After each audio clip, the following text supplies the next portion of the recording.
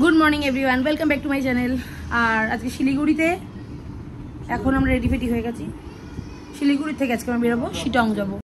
তো রেডি হয়ে আমরা বেশি দেরি না করে, যেহেতু আমাদের চেনা রাস্তা নয়, এই প্রথমবার আমরা যাচ্ছি গাড়ি করে, নিজেরা ড্রাইভ করে, তো সেই জন্য আমরা চলে গেলাম তাদের শিটংয়ের রাস্তায়। এখানে তো যে ভারী ব্যাগটাকে নিজেই এক গাড়িতে তুলবে সেই ট্রাইটাই করছিল, যদিও করে উঠতে পারছিল না। তো যাই হোক, আলটিমেটলি আমরা যাত্রা শুরু করলাম।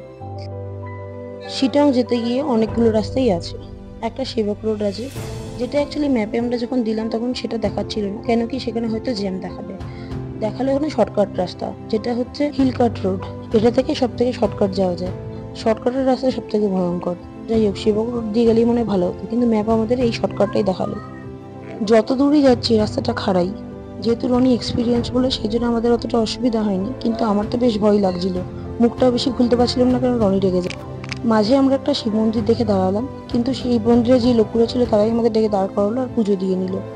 তো তার ফাঁকে একটুখানি গাড়িটাকেও একটু রেস্ট দিয়ে নেওয়া হলো, কারণ এতটাই খাড়াই রাস্তা তো গাড়ি গরম হয়ে যাচ্ছে। 49 বাজে আর আমরা জাস্ট শিবখোলায় এসেছি, আরও এগিয়ে যেতে পারতাম। কিন্তু ব্যাপারটা হচ্ছে একটা খুবই খারাপ জিনিস, যেটা হচ্ছে রাস্তা একটা দুর্ঘটনা ঘটেছে। সেটা হচ্ছে একটা ফ্যামিলি, সে আমাদের সাথে মন্দিরের সামনেই ছিল, হাজব্যান্ড ওয়াইফ আর বাচ্চা। তারা সেই বাইকে ব্যালেন্স না করতে পারে সাইড খালে, মানে যাই হোক ধারে পড়ে গেছে। অনেকটা উঁচু থেকে ওনারা পড়েছে। ঠাকুরের কৃপায় যাই হোক, হয়তো মন্দিরে মাথা টেকে যাবে কিছু, আমি ঠাকুর খুব মানি, তো ঠাকুরের দর্শন করেছে আর ঠাকুরের কৃপায় তাদেরকে বাঁচিয়েছে। তাদের কোনো ক্ষতি হয়নি, একটু ঝরে পড়ে গেছে। আর লোকটা খুবই প্যানিক করে গেছে, বাচ্চা মানে বউ সবাই সুস্থ আছে, কিন্তু বিশাল উঁচু থেকে পড়েছে। ওটাই হচ্ছে ভগবানের কৃপা না থাকলে কিছুতেই ওরা মানে এইভাবে তো থাকতো না। আর বাইক নিয়ে পড়েছে, বাইকটা পুরো শেষ, আর বাইকটাকে নামানো যাচ্ছে না। তো যাই হোক, এখন আমরা একটু এখানে বাচ্চাদের একটু খাওয়াবো দাওয়াবো, আমরা একটু খাবো, আমরা না খেয়ে দিয়ে আছি। আর এখন আমাদের যেতে 1 ঘন্টা 3 মিনিট এখনও টাইম আছে। আর প্রচুর খারাপ রাস্তা, মানে খারাপ বলতে যাই হোক, রনি এইসব চালিয়ে অভ্যস্ত বলে অসুবিধা নেই। এরপর আমরা চলে আসলাম শিবখোলা, যেখানে একটা কালী মন্দির ছিল, সেটা খুবই জাগ্রত, সেখানে সবাই যায়। তো আমাদের যেতে গিয়ে রাস্তায় এই মন্দিরটা পড়েছিল, সেই সব ফাঁকে আমরা সেই মন্দিরে গিয়ে দর্শন। সাথে মন্দিরের গা দিয়ে একটা নদী বেয়ে যাচ্ছিল, সেই নদীতে আমরা নামলাম। ভাবতাম তোজো কেন পাথর সব জায়গায় কুড়িয়ে আনে, এখন বুঝতে পারলাম এই আপুদা, এই জন্য আপুদার মতো হয়েছে।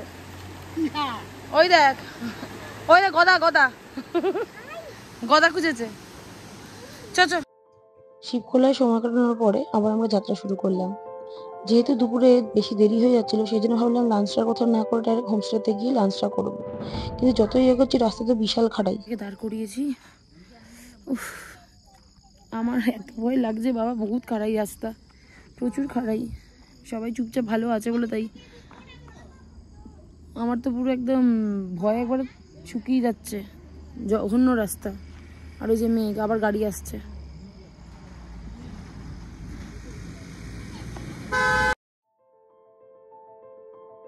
এখানকার রাস্তাটা খুবই দুর্গম, খুব এক্সপিরিয়েন্স না হলে নিজের গাড়ি নিয়ে আসা উচিত না। এটাতে অনেক এক্সপিরিয়েন্স, সেই জন্য নিজের গাড়িটা নিয়ে। ফাইনালি বাবা হোমস্টেতে আমরা চলে এসেছি।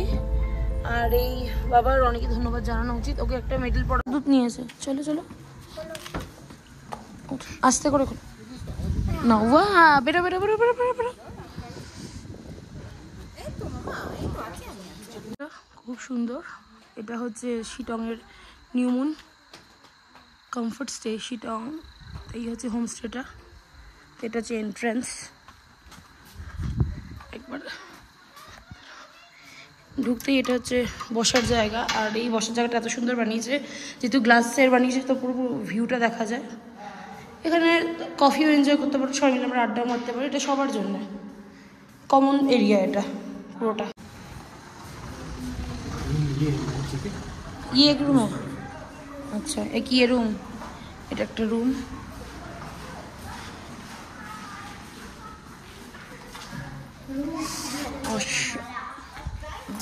ओके एक ही है, अच्छा।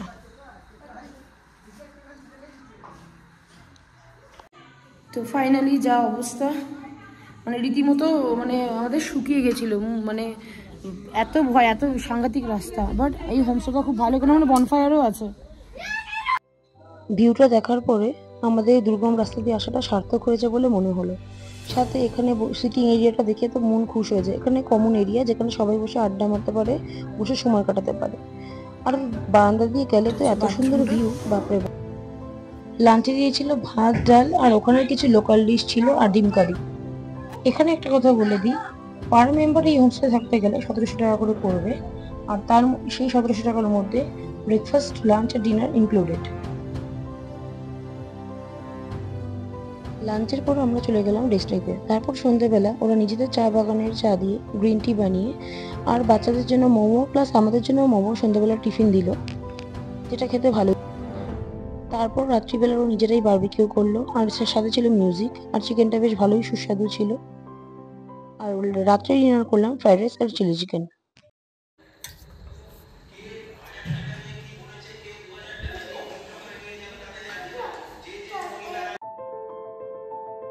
পরের দিন সকালটা শুরু করলাম আবার সেই গ্রিন টি দিয়ে, আর রনি আর রাপু দেখাচ্ছিল চা, আর আমরা ডিসকাস করছিলাম যে কখন কোথায় যাবো আমরা সাইট সিন করতে।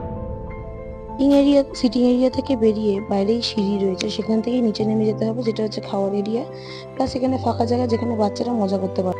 সকালের ব্রেকফাস্ট ছিল আলুর পরোটা, সাথে বাচ্চাদের জন্য অমলেটও করা হয়েছিল। সেই ব্রেকফাস্ট করে আমরা বেরিয়ে পড়লাম আবার যোগীঘাটের দিকে।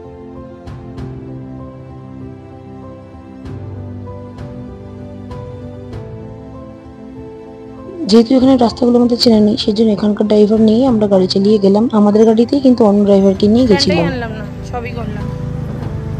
চলো বেবি,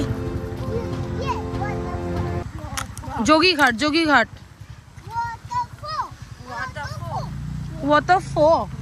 waterfall americano.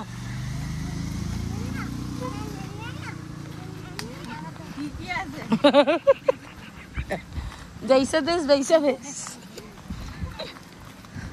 না না ইতালি যারা উচ্চারণ করে না আমরা ফুটলে খাই।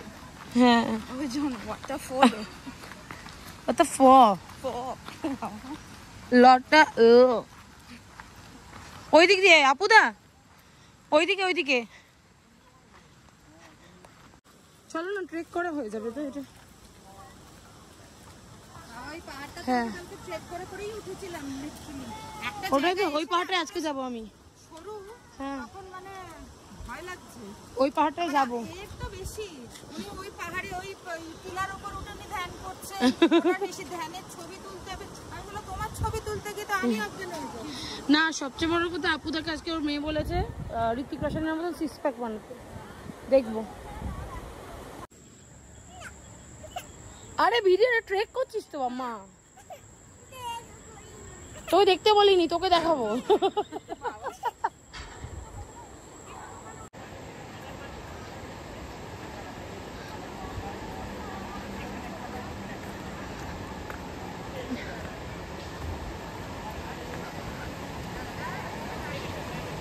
যোগীঘাট এখানে সব কি করছে?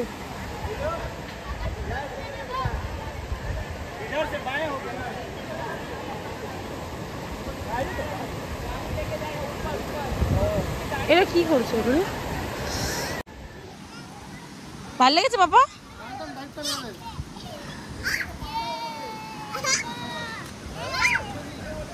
যোগীঘাট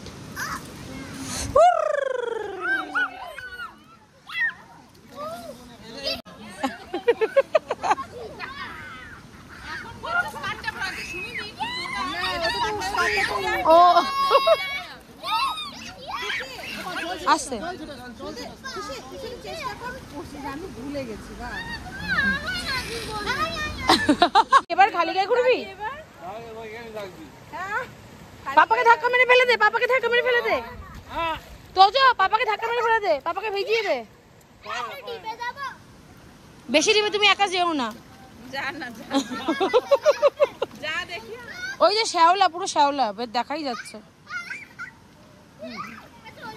যে পাপার কাছে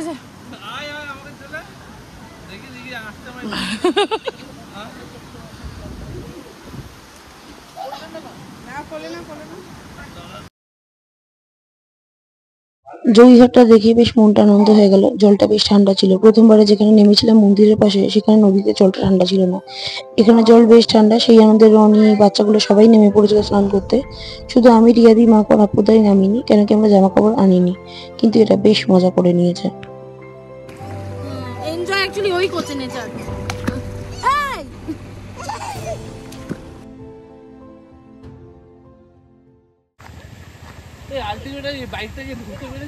হ্যাঁ হ্যাঁ 2:45 বাজে যোগীঘাট কমপ্লিট হয়ে গেছে। এখন আমরা যাবো আরেকটা জায়গায়, দেখি কোথায় যাই। রবীন্দ্রনাথের ওটা আমাদের বললো কি বলতো, লামাহাটা যেতে গিয়ে পড়বে, তখন করে নিয়ে ঢুকতে।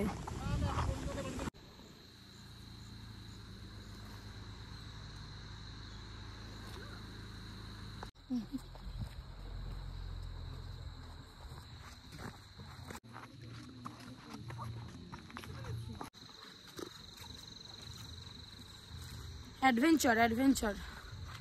উফ, আমরা সব এত রোগা না, গাড়ি টানছিল না। নামার পরে কি গাড়িটা উঠলো, আর রাস্তাটাও খুব খারাপ ছিল।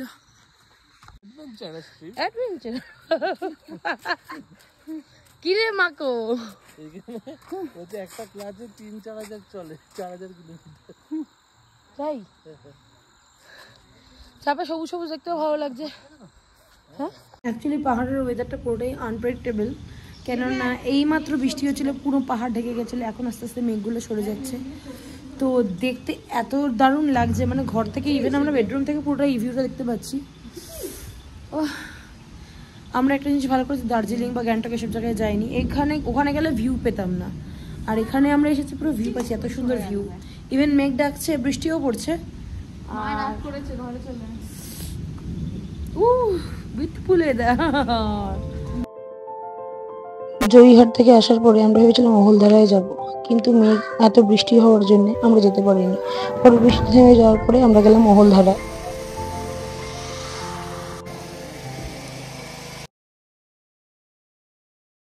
তো আমরা এখন চলে এসেছি মহলধারা ভিউ পয়েন্ট, যেখানে হচ্ছে 360 ডিগ্রি পুরোটাই দেখা যায় শিটংয়ে শহরটা। কিন্তু এখন যেহেতু পুরোটাই মেঘে ঢাকা বলে দেখতে পারছি না, আরও আগে আসলে আজকে এখন বৃষ্টির ওয়েদার বলে পুরোটাই মেঘ দিয়ে ঢাকা। ও আচ্ছা, তোদের খুব শীত করছে, বলতে আমার শীত করছে সেটা বলো। এই হচ্ছে পুরো ওয়েদ, পুরো মেঘে ঢাকা, পুরো ওপর থেকে পুরো শিটং শহরটা দেখা যাচ্ছে। কিন্তু এখন আমরা মেঘের জন্য দেখতে পাচ্ছি না, আলাদা ব্যাপার। তোদের লাগছে ঠান্ডা, ওই দেখো ওখানে ঠান্ডা লাগছে না? গুগলি চশমাটা ওর বাবা এবার বাজে চশমা বানিয়ে দিয়েছে, ওর মুখের থেকে বড়। ও পছন্দ করলেই হলো, তুমি দেখবে না ফিটিংটা।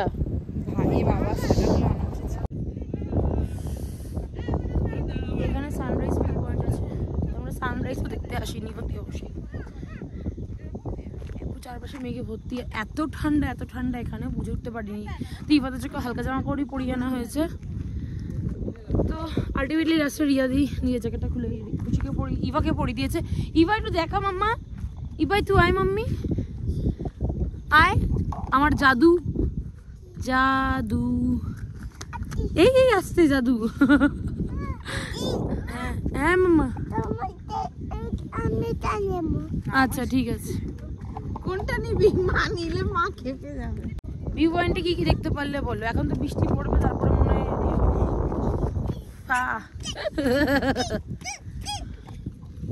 পুরো ট্রিপটা ঠান্ডা পাইনি। সূর্যটা দেখো,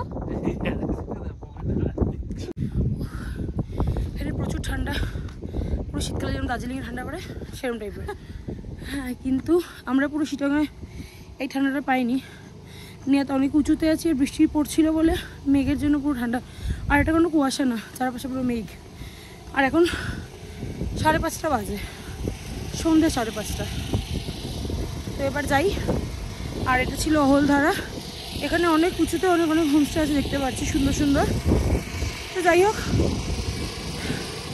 এবার আমরা চলে যাচ্ছি সোজা শিটংয়ে।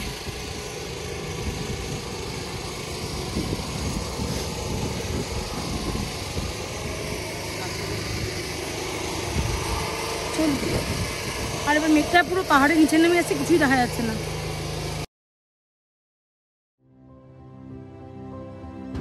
অহলদারা থেকে আসার পরে আমরা বেশ টায়ার্ড হয়ে গেছিলাম। তারপরে আবার এসে আমরা একটুখানি বারবিকিউ করলাম, করার পর ডিনার করে ঘুমিয়ে পড়লাম।